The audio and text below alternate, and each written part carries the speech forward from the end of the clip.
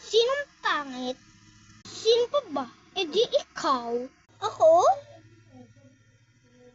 Tingnan mo muna yung mukha mo sa salamin. Bago ka manglait, tingnan natin kung sino yung mas pangit sa akin. Sige, mas maganda ako sa'yo. Pangit mo?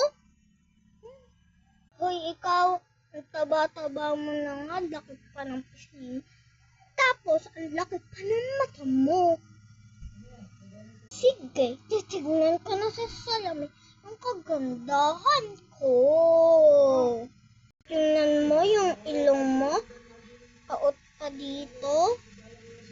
Pisaot. Parang pinisil na mahigpit yung baby ka pa.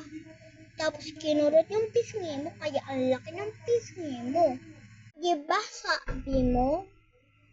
Bago ka manlait, tumingin ka muna sa salamin. Sige, titingnan ko na, uuwi na ako sa bahay. Nakatingin na nga sa cellphone na lang. Tinatamad pa ako umuwi. Bakit ko? Tama nga siya.